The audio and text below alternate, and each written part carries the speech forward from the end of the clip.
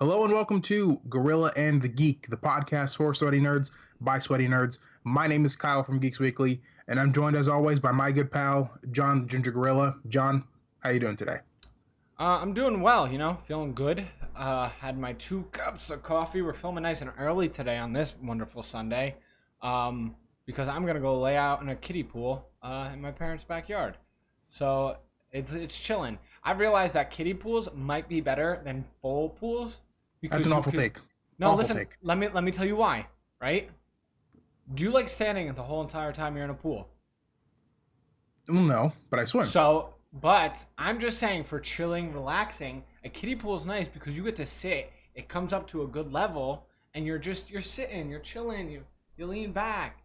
It's a dope thing. Now, if you're trying to swim, I understand your take of like, yeah, I'm trying to like float around, swim and whatnot. But if you're just trying to iced tea chill, dog, just like a kiddie pool's a good alternative. Now, That's fair. if you're fancy and you have like one of those pools with like the little That not level out. level out or the little grotto area, like my aunt and uncle have an in-ground pool where it's like the little cutout and it has like the seats built in with like some jets and whatnot. Like they're Jeez. yeah, I know, fancy. But I don't have that. I have to blow up a kiddie pool and throw it in my parents' backyard. So there's that. It's a good alternative. You make do with what you got to make do with. Yeah, but on a 100-degree day, it's a nice alternative. And you know what? Speaking of making do, John, Oh. that brings us to our first topic of the day Mm-hmm. within the movie categories of this podcast.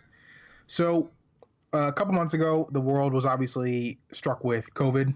This is now a global pandemic. It's kind of rocked every single uh, economic structure in all of modern culture. One of the ones that has taken one of the biggest hits, though, is the movie industry, an industry that I love, I'm very invested in, and John is as well. And we have been, this is first world problems. There's people dealing with like the COVID stuff, but we don't have a thing that we love to do anymore. We cannot go to the theaters. There was a time, and John brought this up yesterday, where we were going to the movies literally at least once a week, at least.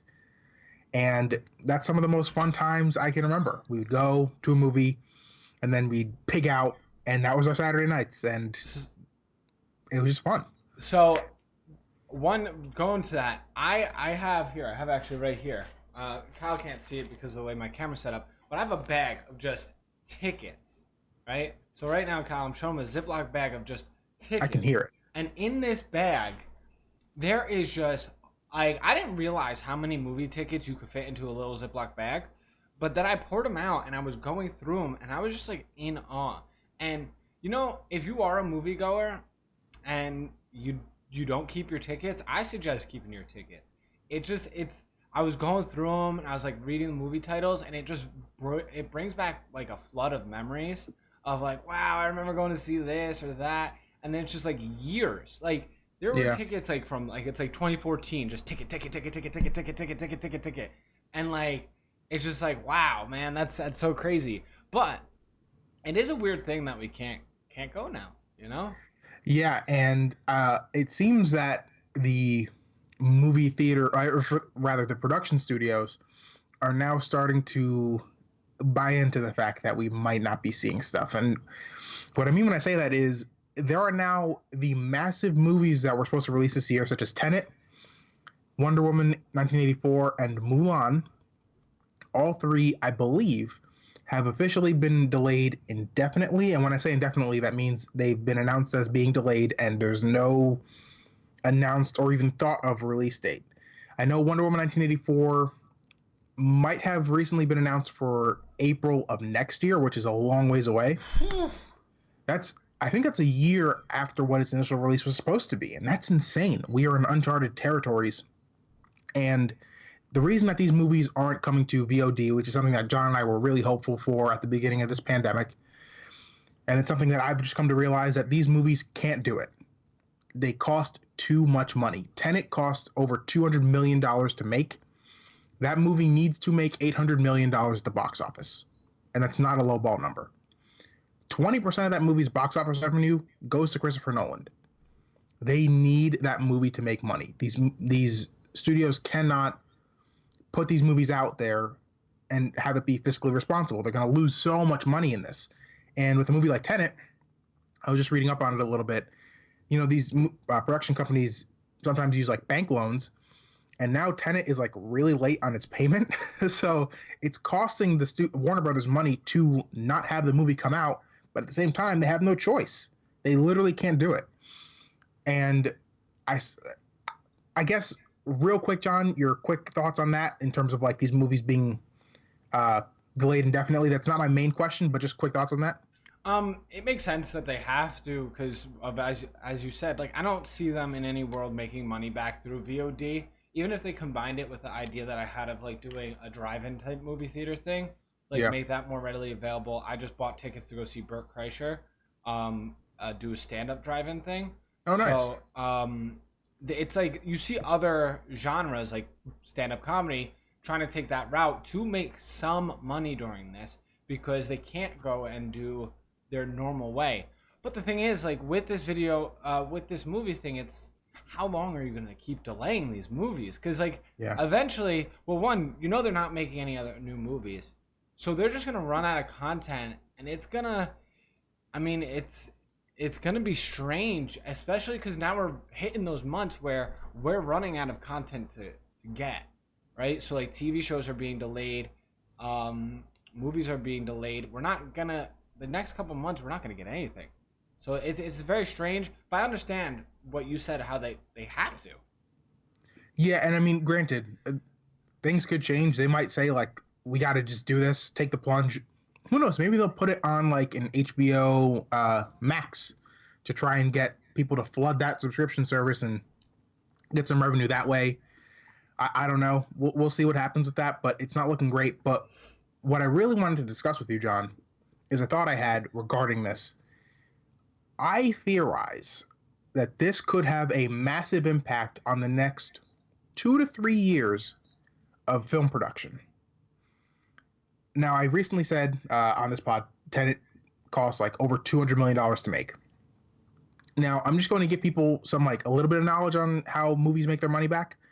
I'm going to keep it as little numbers based as possible, but just for reference, let's say a movie costs $150 million to make. That includes marketing costs and everything. That would mean that movie needs to make about like $450 million to do, I think, a little over breaking even. You have to at least double the cost of your production budget because movie theaters take a cut and all that stuff. So I don't know if we will see, again, for the next 2 to 3 years, a movie being made for over $150 million in production. I don't know if movie theaters are going to want to take that risk anymore because originally, and John and I are big blockbuster fans, blockbuster movies were pretty certain to make their money back depending on the franchise, like Fast and the Furious movies, Hobbs and Shaw, every single Marvel movie, a lot of Warner Brothers movies. And Tenet was supposed to be this massive thing. It's a Nolan movie for one, and it's like had all this backing and all this stuff. And now this is costing the movie studio a lot of money. So, John, my question to you is, could you see this having a big impact on how blockbusters are made? And maybe we won't see a movie made for maybe anything over around $100 million for a little while. 100%. It's that fear of losing that money again that these businesses are gonna have. Because now that we've had something like this happen, it's gonna be in our minds, right? Yeah. What if it happens again, right? We don't know because this came out of nowhere. So what if another pandemic happens? What if now our whole world is like every couple of years we get a pandemic? Like we don't know, and that's the way these businesses are gonna start to think, especially when you take hits like they're taking right now because they are probably they're hurting. Like, I mean, Kyle, how do you pay for your second yacht when these things are going on? It's hard. But with that said, I'm very like we're not gonna get huge blockbusters like a Marvel thing, like a lot of these movies, but I do think we might get better art, like Art house movies? Yeah, like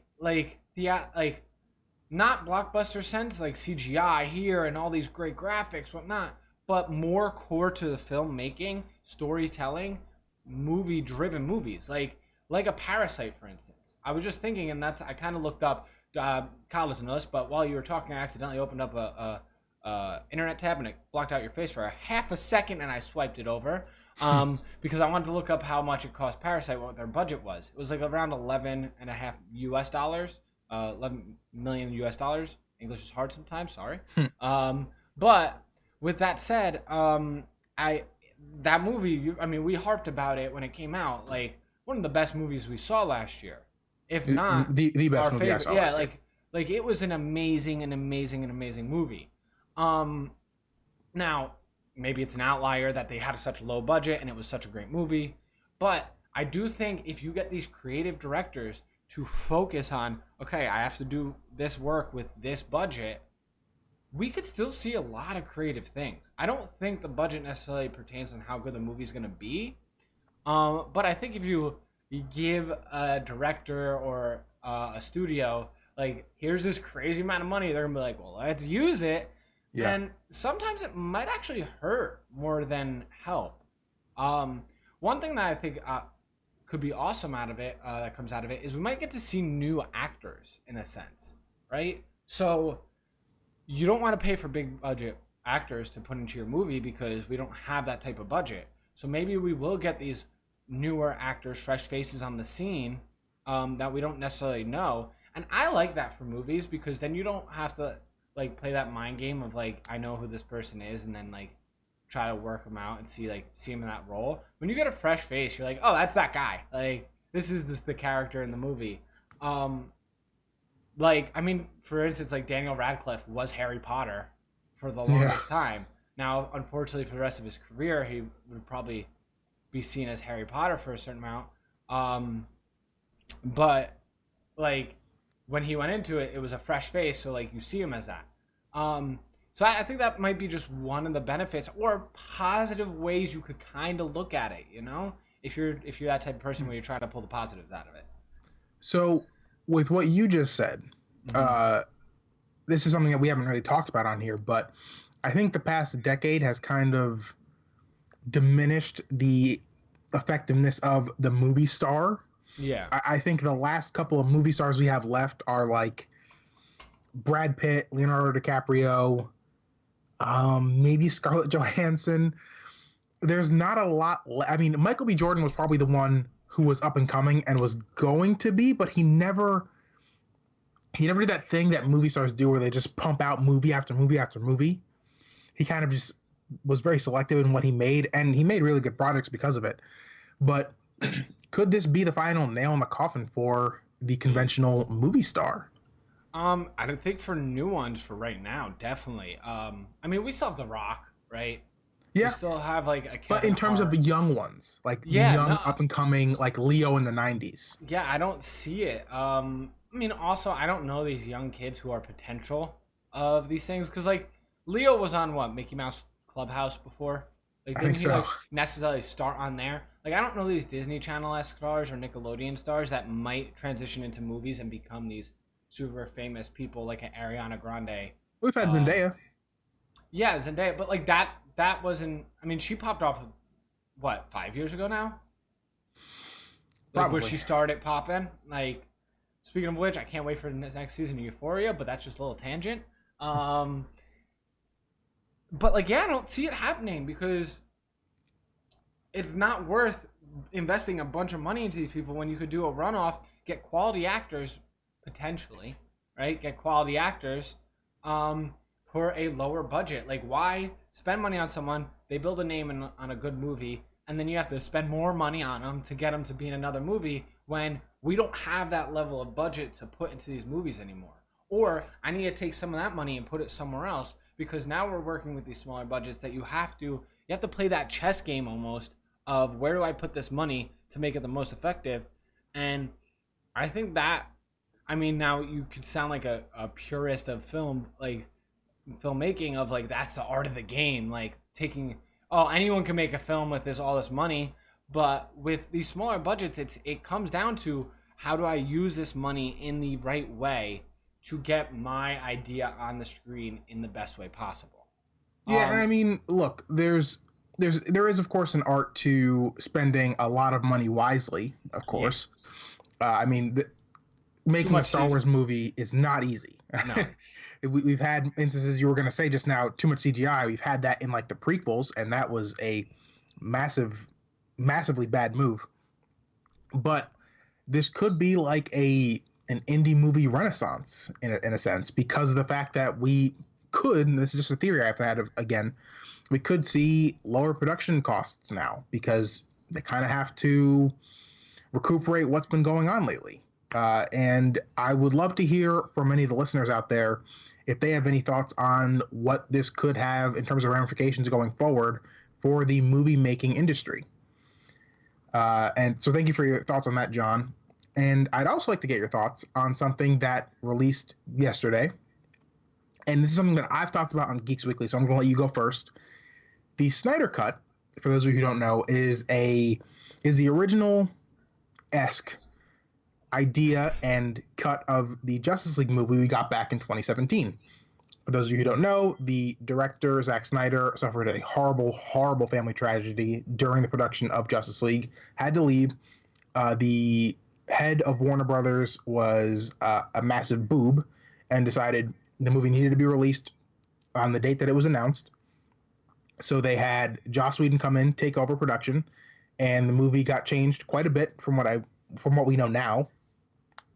And fans for years were campaigning to get the Snyder Cut, the original cut of the film that we all wanted to see, because Justice League wasn't necessarily well received. I think it has like a 30 or 40% on Rotten Tomatoes or something like that.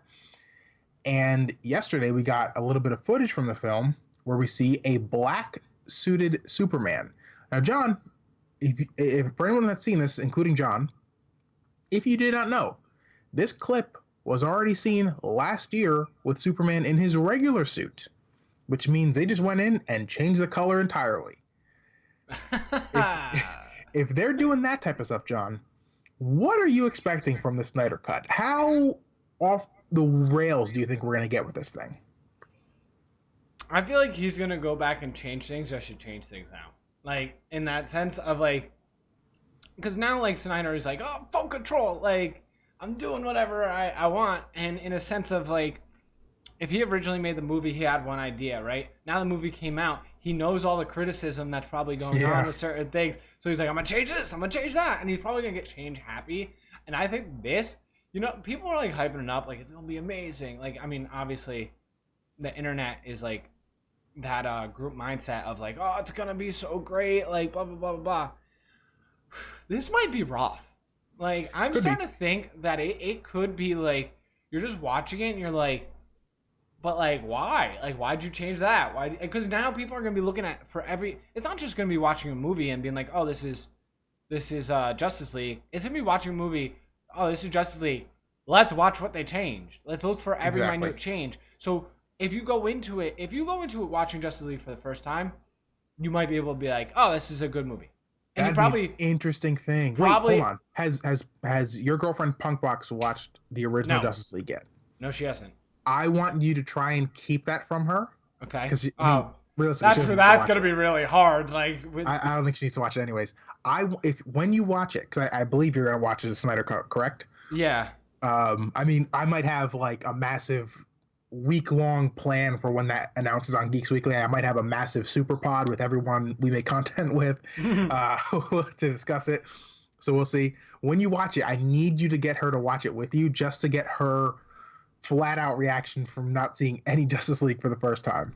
So that's just something to keep in the back of your head for next year. But go on. But, like, it just, I think, I mean, they might have a better time watching it. People who didn't see the original, due to the fact, because I think you, like, people who are diehard or, like, sweatier about these types of things, like, especially, like, I know your film, Kyle goes to school, he loves production, so you're going to be looking for every minute change. You're not going to be watching, oh, is the story better, is this better? I mean, maybe the third or fourth watch, you're going to be able to get over these glaring differences. But like, there's gonna be so many changes, and especially because like I know a lot of people are gonna be like, well, I want to watch it and then make a video on like what's changing, what's doing this, what's happening here, They're gonna be how everywhere. does it affect it, blah blah blah, and the internet is just gonna shred these things, right? To the point where a lot of people are gonna be disappointed. Now, if you go into it Maybe. and somehow could put those blinders on, right? It might be good. Like for instance, I was just thinking, I was like, how I saw Justice League once, and I was like, that's enough. On my birthday, by the way. Yeah, and I'm like, should I like? And I would like. I'm probably gonna watch it right before I watch the Justice League Snyder cut, so I could, Wow. because I want to like have that. Okay, this was this, and this is that, and I want to see the differences. I'm one of those people where I'm gonna be like, I want to pick it apart, like in a sense, but I'm also not one of those people who are like full in like this is gonna be better. If Zack Snyder had his way, it would have been the movie that we all deserved. I'm not along those lines of like we got ripped off because they like could it have been better? Yeah.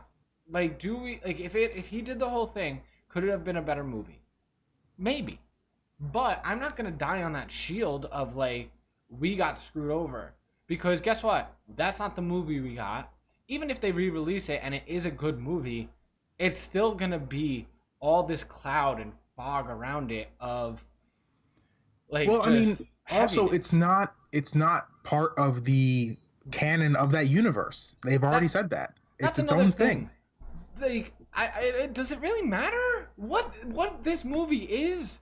Because it's like one of those things. Like, Joker was a great movie, but if like DC still doesn't know what they want to do, in the sense of, are we gonna work it into a universe, or is it gonna be its own thing? Is it a one-off movie? Are we gonna have a Joker sequel? Like we need you need to figure, like, as DC. Oh God, I'm getting so sweaty right now. DC needs to figure their life out, and it like just for our sake. Like, how am I supposed to be a sweaty fan if I don't know the direction you're gonna take? Should I invest myself in this storyline? Am I gonna see more of it, or are you just gonna be like, here's this, maybe you'll see more of it one day, maybe not. Have fun and try to figure it out and decide if you want to invest in time and whatnot. Like, they need to find their lane Yeah. and stick to it. And I think the one-off lane, or each individual universe for each superhero, could be their thing, because they do it well, as we've talked about with Wonder Woman, it doing well. Shazam was Aquaman. good. Aquaman is good. Do they need to mix together?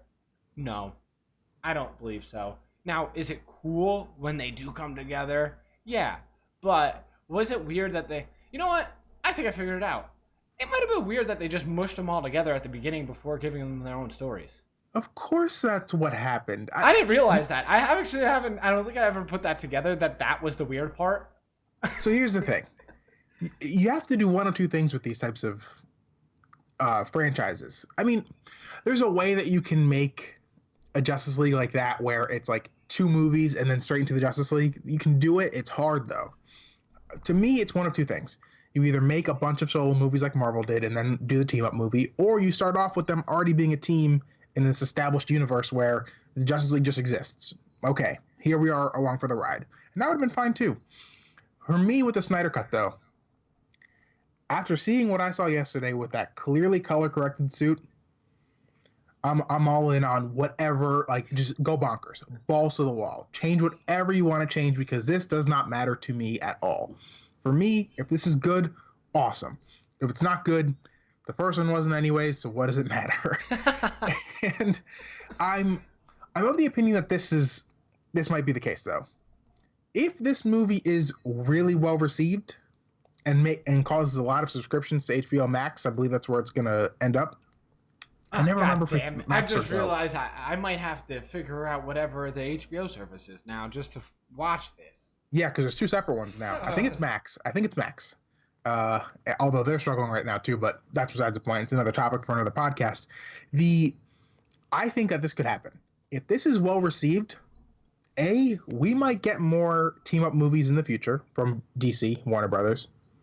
And B, we might get more Zack Snyder movies from Warner Brothers. That's just a little possibility I see that could happen.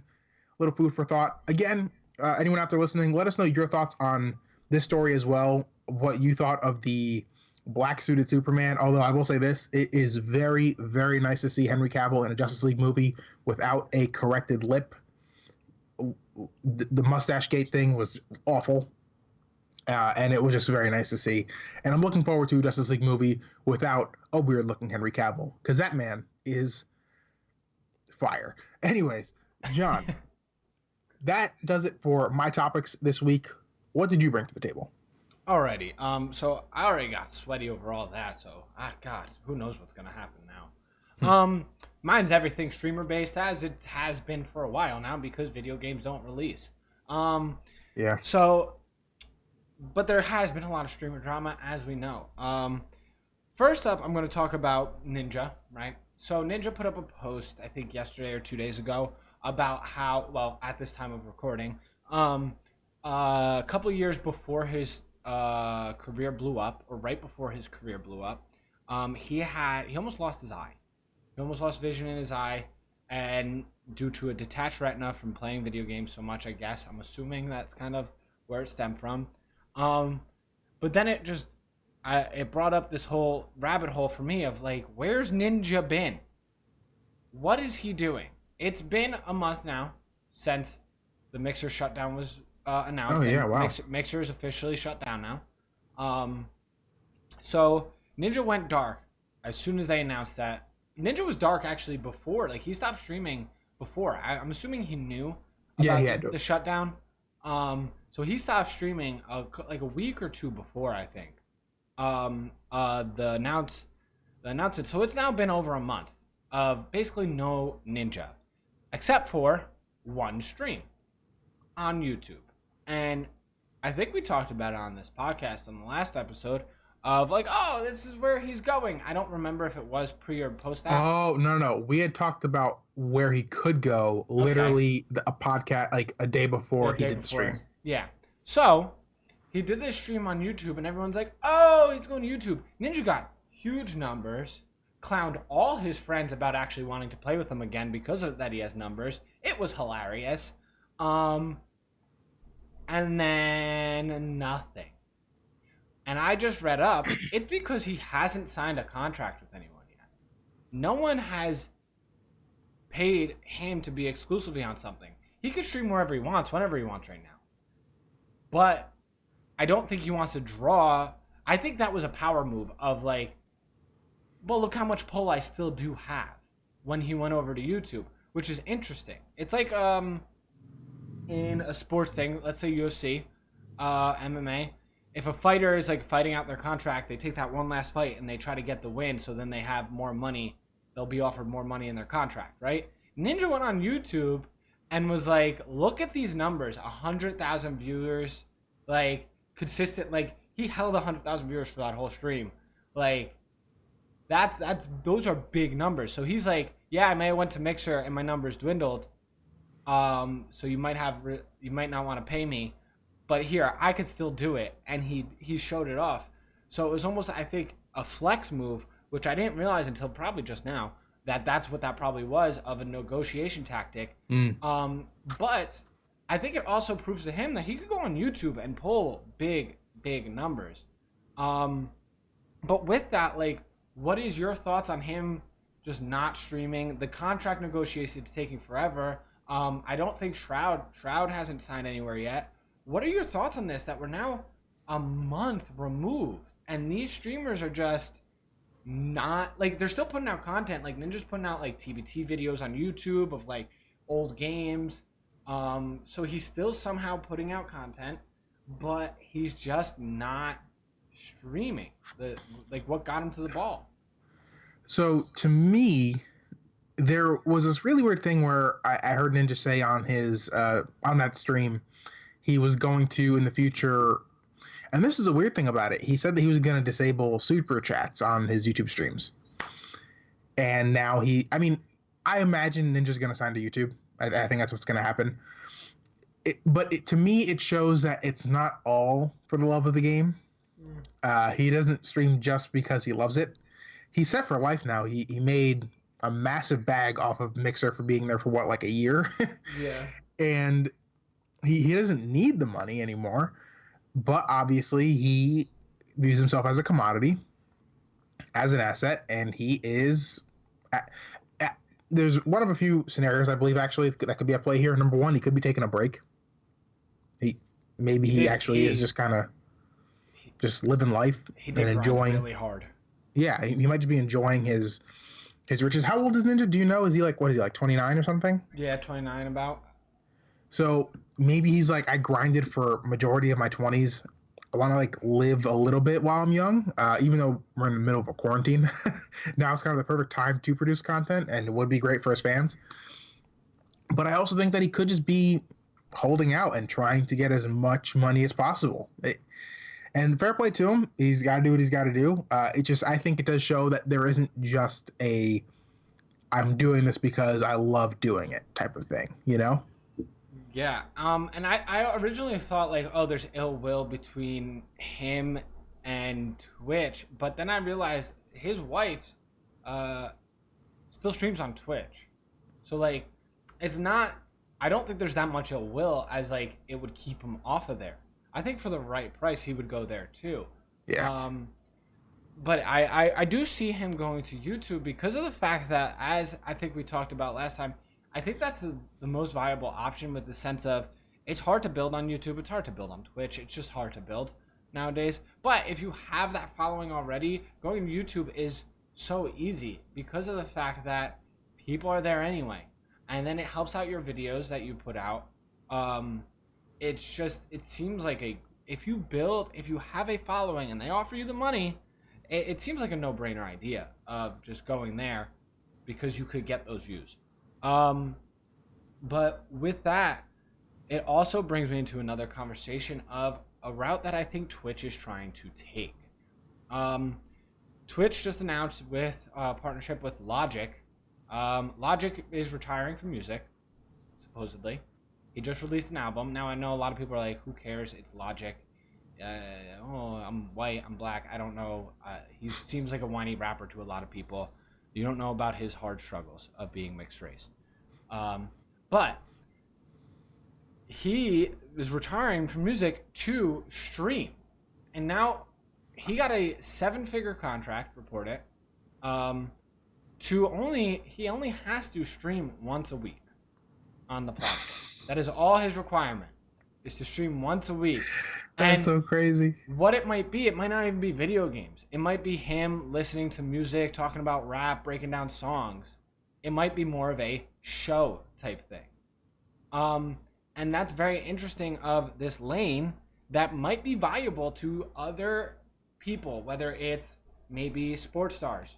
For instance, there's a baseball player named Trevor May, who's friends with like Ninja, Tim, and all them, Dr. Lupo. He streams, and like he's become a better known streamer now. Is he pulling numbers like huge streamers? Not necessarily, but does he probably make a good chunk of change off of streaming while also playing baseball still? Yeah. And now does he have a career path after baseball? Yeah. It's one of those things. I wonder if a lot of these careers of entertainment people, after grinding out shows on the road, doing all these wild things, will they decide, maybe I could go to streaming, maybe I can make some money, maybe I could have a show on Twitch, maybe I could have a show on YouTube, and they look into this entertainment world as like, oh, well, that's my next step. I wonder if we're going to start seeing that more and more of these people who view their sport or entertainment aspect as transferable over to these other things. And I want to get your opinion on it, of what do you think of this whole Logic move, and then do you think you could see other people trying to do this? Because I don't know how it's going to go. So look, I'm a YouTube guy. I don't stream. I'm aware of all the stuff going on, of course. My opinion on Logic as a musician does not matter. It's not relevant to this conversation, so I won't get into that. I think it's interesting that this is happening, but I'm not really into it. I gotta be honest with you. I think, again, it's cool. It's a cool idea, but I don't really have any desire to see these massive celebrities go over to stream. Now, Is it great for their fan bases because they can interact with their favorite celebrities or whatever? Sure, it's cool. But to me, it's just like, that's not your lane, bro. Like, like a lot of athletes do YouTube channels now, and a lot of celebrities do it, and like even reality television stars make their own YouTube channels, and they're all pretty crappy, if I'm being honest with you. So, like, from my experience, it's never really that good. They're not really great at producing this type of content. Sometimes it's overproduced, sometimes it feels inorganic. And streaming, it's a little bit interesting because like it's just you in front of a screen, and you have to just go and be yourself or be this character that you have as this celebrity. So there's like interesting ways that it could work, but I'm not necessarily looking forward to having these platforms that like you and I are trying to break through on, being flooded by these people who are already millionaires. I like something about that, and I might just be being cynical about that, and I might just be like, maybe I'm hating, I don't know. But I don't know, it's just not something that I'm necessarily like thrilled about. It's like, all right, cool, he got a Logic made more millions, and for doing a like, all right, he grinded his music career, he got his fans, cool. But I don't know, for me it's not necessarily something that I'm looking forward to. What about you? I don't care for it because Yeah. I think it's going to be one of those things where a lot of people, and I think Logic will find out. Now, I don't know if Logic has any previous streaming. I couldn't find anything of him like like for instance, there's a couple MMA fighters, Demetrius Johnson, Mighty Mouse. He streams, like, but he's been streaming for years. Like, he was a UFC champion and would also just constantly stream. Mighty Gaming, right? He has that brand already. He built that brand separately from his UFC career. Which is smart. He probably has certain fans who don't even care about the UFC aspect or him being an MMA fighter because now he's in one championship. But that's its own thing. Where these people who are like maybe Logic music fans are going to come over and possibly watch him flounder, right? He might lose fans from it. In a sense of like, you come over to see Logic and this maybe he's like well put together from everything you know, and then all of a sudden he's like like it's hard to just to ramble and talk but in a cohesive way to sustain a stream over hours on end. I mean, I'm not the best at it, but it's one of those things that it's you have to put in that time to practice to hone that. It's a very certain craft of just talking and potentially talking to no one, because like, yeah, you might have a chat where people are rambling, but like, you're looking at a camera, you're looking at nothing. Now maybe he has that from media training, Maybe. but usually there's someone to interview with. Now if he is doing a show where he has other people on every stream where he's talking back and forth with them, then it might be easier for him. But it's strange that, and I mean, Twitch has these things called Twitch ambassadors who are like celebrities who I think they try to cross over, like, come to our platform to watch people do breakdowns of like football, people do breakdowns of basketball, not just play video games. And I think that's what Amazon's trying to do with Twitch, is make it more than just video games. It's a live streaming platform for other live streaming content creation. And I think that's what they're trying to break into, because they see, hey, video game can go this far, but in order to push it, in order to make this platform mainstream, we need to diversify our funds, basically.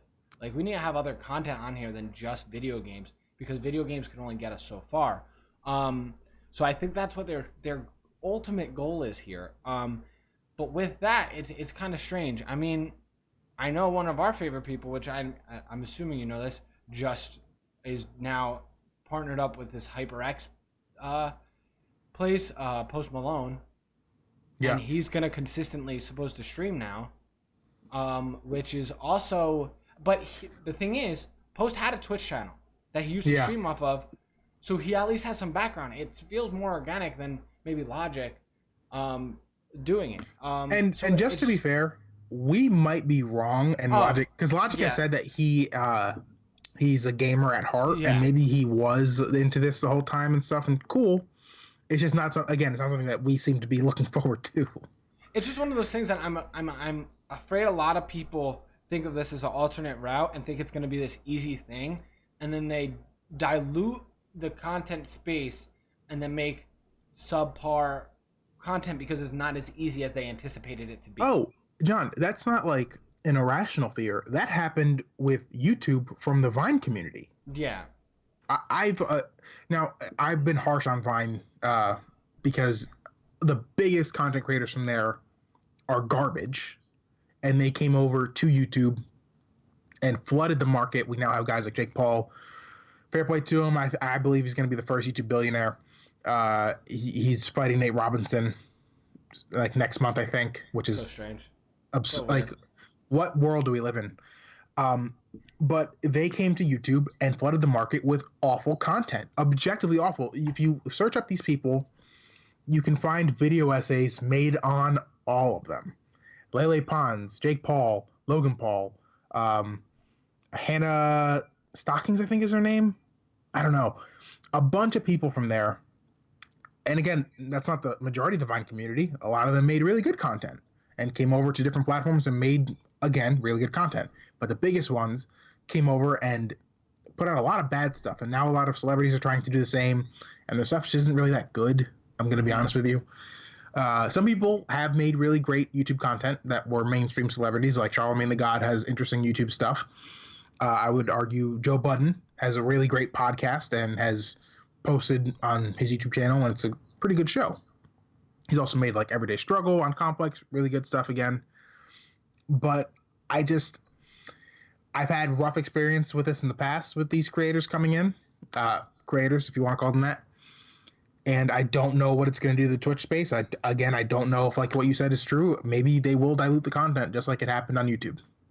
And I'm curious to ask, like, what Twitch wants out of it, basically, is, like, do they only want maybe, like, a 2-hour segment from them once a week? Like, an episode once a week?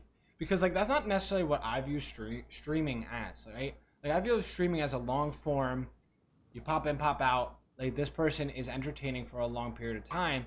And but who knows? Maybe it's changing, and maybe that's what Twitch is trying to do. Maybe they're trying to change this landscape of what is streaming. Like maybe it's gonna become more of you do this 2-hour episode of something, right? And then that's your stream for the day. Can I ask something, John? What's that? Do you think this is Twitch's way of grabbing that really weird mainstream brass ring? I feel like gaming culture specifically has had this idea of like being this mainstream thing, kind of like not regular sports, I shouldn't say, but like mainstream sports. Like I feel like the gaming culture's tried to do that. Do you think that Twitch is trying to make their site streaming and maybe even the gaming space become that mainstream thing? 100%. It's Amazon, man. It's this is what they do. They started out as a bookstore and they became the biggest retail space ever. Yeah, so like they can. I mean, if anyone is to do it, it's that company in a sense for taking something so niche and building it into this mainstream space. I can see them do it. Who knows? Maybe. I mean, I need to look into this again because I read when I was over on Mixer that there's rumors that you could watch certain Amazon products, like their streaming TV shows or movies on Twitch because it is also an Amazon company. So I'm curious of like maybe then they start cycling over those two worlds and making their streaming content not on Amazon.com but maybe on Twitch. Like maybe they're trying to merge it to become this one big platform of like this television, the new wave of internet television and internet entertainment. And I mean, I think they're just grasping at trying to, like, as I said and what you're just saying, they're trying to get that mainstream. And they're like, how do we do this besides working in celebrities in here? Like, we need to get people from mainstream to come into it, but how do we do that? And I think that's what they're trying to figure out now, and they're testing the waters with Logic. Now, given Post wasn't a deal with Twitch, Post was a deal with another company, and it's going through, they're using Twitch to stream. So I mean, it's a win for Twitch, but I'm interested to see if they try to crack deals with other celebrities, and see what they could do with that. Yeah, I don't know. To me, I'm not into the idea of these. I've often said it's really, really difficult, and I think this is a known thing, to change a viewer's habits. Yeah. Like, I think it's hard to get a mainstream audience to go to the internet. I think it's hard to get an internet audience to go to the mainstream. So I think that this might be a failed attempt at doing so. I think you just kind of got to rock with what you're going to rock with and let it be organic. And if it grows into this mainstream thing, then it grows into this mainstream thing. But if not, that's okay, because you're still banking, you know. Mm-hmm.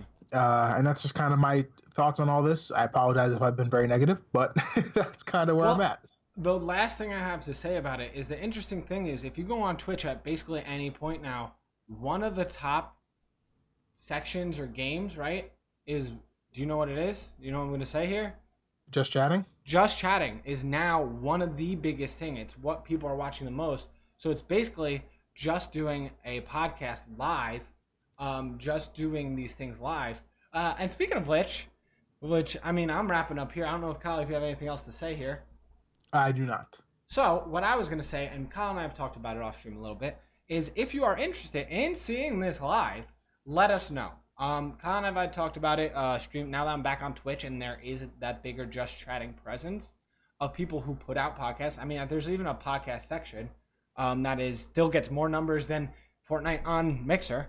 Let us know in the comments, email us, tweet us, DM us, whatever. We're going to blast out our socials in a second. But let us know if you would be interested in seeing this live stream. So then we have that audience interaction. Maybe we do a podcast where we record 1 week by ourselves, and then the next week we do a live stream type version podcast. Maybe we make it like a live show like that. I think that could be a lot of fun if we are able to build it into that. But I mean, let us know what you guys think. If that's a good idea. And Kyle, where can the people find you? You can find me on Twitter and Instagram at Buff Charmander. You can find me on YouTube, Geeks Weekly. That is 2 words. Again, posting weekly content, taking advantage of the quarantine. John, where can the people find you? As always, you can find me on Twitch, YouTube, Instagram, Ginger Gorilla Gaming. Search Ginger Gorilla on Twitter. Always look for that beautiful Ginger Gorilla logo that is kind of behind me now, thanks to the other guy sitting in this web chat, Kyle.